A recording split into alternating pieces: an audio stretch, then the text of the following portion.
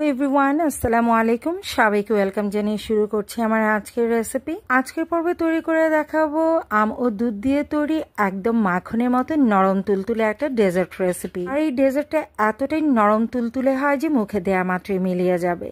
একবার হলেও কিন্তু আপনারা এই ডেজার্টটা তৈরি করে দেখতে পারেন, ছোট বড় সকলের কাছে ভীষণ ভালো লাগবে। একদম সহজ রেসিপিতে তৈরি এই ডেজার্টটা কিন্তু যে কারোই মন জয় করে নিবে। তৈরি করা খুবই সহজ, তো চলুন মূল রেসিপিটা দেখে নেওয়া যাক। প্রথমেই আমরা একটা চিনির ক্যারামেল রেডি করে নিব। সেই জন্য আমি পাত্রে নিয়ে নিচ্ছি এখানে 1/3 কাপ পরিমাণে চিনি আর খুব সামান্য পরিমাণে পানি দিয়ে চিনিটাকে একটু ভিজে নিচ্ছি। এই ধরেন আনুমানিক আমি এখানে 1 টেবিল চামচের মতো চিনি দিয়েছি। আর এই পর্যায়ে আমি কোনো রকম নাড়াচাড়া করব না, জাস্ট চুলাটা ধরিয়ে দিয়ে এটাকে জাল করে নিব। মিনিট খানিক পরেই লক্ষ্য করলে দেখবেন যে অনেকটাই কালার চেঞ্জ হয়ে এসেছে। আপনার হাতে লক্ষ্য করলে দেখতে পাচ্ছেন চিনির কালারটা অনেকটাই কিন্তু চেঞ্জ হয়ে আসছে। এই পর্যায়ে আমি কিন্তু চামচ দিয়ে আলতোভাবে নেড়ে দিচ্ছি যাতে করে সব দিকে সমানভাবে সুন্দর কালারটা চলে আসে। আমি কিছুটা সময় জাল করে নিয়েছি। এই পর্যায়ে চুলার আঁচটা কিন্তু মিডিয়াম টু লো এর মাঝামাঝি রেখে ক্যারামেলটা রেডি করে নেবেন। আর দেখতে পাচ্ছেন খুব সুন্দর একটা কালার চলে এসেছে। যখন এটা আমরা নামিয়ে নিব তখন কালারটা আরো একটু ডিপ হয়ে যাবে। অতিরিক্ত কালার করে যদি নামিয়ে নেই তাহলে কিন্তু ক্যারামেলটা তেতো হয়ে যেতে পারে। তো আমি যে পাত্রে পুডিংটা সেট করব সেই পাত্রে সরাসরি ক্যারামেলটাকে ঢেলে নিচ্ছি। আমি একটা কেকের মোল্ড নিয়েছি। আপনারা চাইলে যে কোনো শেপের বাটিতেও কিন্তু এটা স্প্রেড করে নিতে পারেন। আর নেড়েচেড়ে একটু স্প্রেড করে নিতে হবে যাতে করে ক্যারামেলটা সব দিকে সমানভাবে ছড়িয়ে যায়।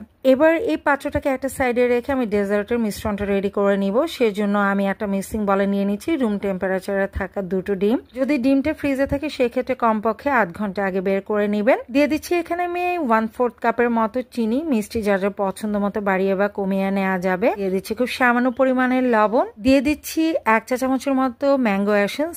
আপনারা চাইলে এটা দিতেও পারেন, না চাইলে নাও দিতে পারেন, কারণ আমের কিন্তু নিজস্ব একটা ফ্লেভার রয়েছে। সেই সাথে আমি দিয়ে দিচ্ছি 1/3 কাপ পরিমাণে ম্যাঙ্গো পিউরি। আমি আমের টুকরোটাকে ভালো করে ব্লেন্ড করে নিয়েছি। আর এই ক্ষেত্রে অবশ্যই কিন্তু মধুর মতো মিষ্টি পাকা আমটা নেওয়ার চেষ্টা করবেন। কোনোভাবে কিন্তু টক ভাব আছে এরকম আম সিলেক্ট করা যাবে না এই ডেজার্টটা তৈরি করার ক্ষেত্রে।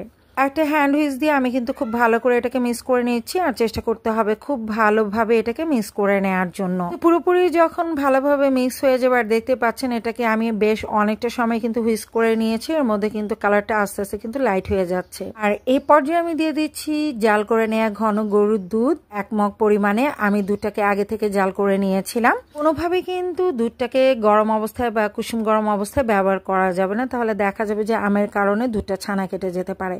অবশ্যই রুম টেম্পারেচারে এনে কিন্তু দুধটাকে ব্যবহার করতে হবে। ভালোভাবে আবারও সবকিছুটি মিক্স করে নিচ্ছি। একদম ভালোভাবে মিক্স করে নিতে হবে যাতে করে কোথাও দলা পাকিয়ে না থাকে আর কোনো লাম্পস না থাকে। এটা মিক্স করা হয়ে গেছে। এই পর্যায়ে আমি মিশ্রণটাকে একটু স্ট্রেনারে ছেঁকে নিচ্ছি যাতে করে যদি কোনো আমের আঁশ বা ডিমের অবশিষ্ট অংশ থেকে থাকে সেটা ছাঁকা হয়ে যাবে। দেখতেই পাচ্ছেন অনেকটা আমের আঁশ এবং ডিমের কিছু অংশ কিন্তু ছিল যেটা আমি স্ট্রেনারে ছেঁকে নিয়েছি। এতে করে এই ডেজার্টটা খুব স্মুথ হবে আর খেতে ভালো লাগবে। এবার যে পাত্রে আমি ক্যারামেলটা রেডি করে রেখেছিলাম সেই পাত্রে এই দুধের মিশ্রণটাকে ঢেলে নিচ্ছি। ডেজার্টটাকে ভাপিয়ে নেওয়ার জন্য আমি একটা পাত্রে পর্যাপ্ত পরিমাণে পানি দিয়েছি। আর পানিটা এমন ভাবে দিতে হবে যাতে করে আমি যে মোল্ডে সেট করেছি সেটা যেন অর্ধেকটা ডুবে থাকে পানিতে। এর মধ্যে আমি একটা স্ট্রেনার দিয়ে দিচ্ছি, তার উপরে আমি সাবধানে এই মোল্ডটাকে বসিয়ে দিচ্ছি।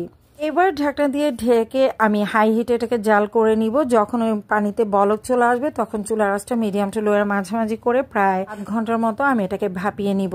আমি প্রায় 35 মিনিটের মতো এটাকে ভাপিয়ে নিয়েছি। আর আপনাদের হয়তো কম বেশি সময় লাগতে পারে। এটা শাঁসলিক কাঠির সাহায্যে আমি একটু চেক করে নিচ্ছি। তো দেখতে পাচ্ছেন কাঠিটা একদম ক্লিন বেরিয়েছে, মানে একদম পারফেক্টলি ডেজার্টটা হয়ে গেছে, কোনো কাঁচা নেই। আর এ পর্যায়ে এটাকে আমি নামাবো না। যখন কিছুটা ঠান্ডা হয়ে আসবে তখন পাত্রটাকে নামিয়ে একদম রুম টেম্পারেচারে নিয়ে আসবো। রুম টেম্পারেচারে আনার পর আমি এটাকে ফ্রিজে রেখে দিয়েছিলাম নর্মাল পোর্শনে যাতে করে এটা পুরোপুরি ঠান্ডা হয়ে সেট হয়ে যায়। আর যে কোনো ডেজার্টে কিন্তু ঠান্ডা ঠান্ডা খেতে ভালো লাগে। এবার আমি একটু সাইডটা একটা প্লাস্টিকের ছুরি দিয়ে আলগা করে নিচ্ছি যাতে করে খুব ইজিলি এটা মোল্ড আউট হয়ে যায়। এবার একটা সমান পাত্র উপরে দিয়ে এটাকে মোল্ড আউট করে নিচ্ছি। দেখতে পাচ্ছেন জাস্ট ওয়াও একটা কালার চলে এসেছে কিন্তু। আর এইভাবে এই আম দুধের পুডিংটা যদি আপনারা তৈরি করেন ছোট বড় সকালে কিন্তু খুব খুশি হয়ে খাবে। আর দেখতে পাচ্ছেন যে এটা কতটা নরম ও তুলতুলে হয়েছে, মুখে দেয়া মাত্র কিন্তু মিলিয়ে যাবে। আই হোপ রেসিপিটি আপনাদের কাছে ভালো লেগেছে। ভালো লেগে থাকলে লাইক, কমেন্ট এবং শেয়ার করে দিবেন। পরবর্তী রেসিপি দেখার আমন্ত্রণ জানিয়ে আজকের মতো এখানেই বিদায় নিচ্ছি। সবাই ভালো থাকবেন, সুস্থ থাকবেন। আল্লাহ হাফেজ।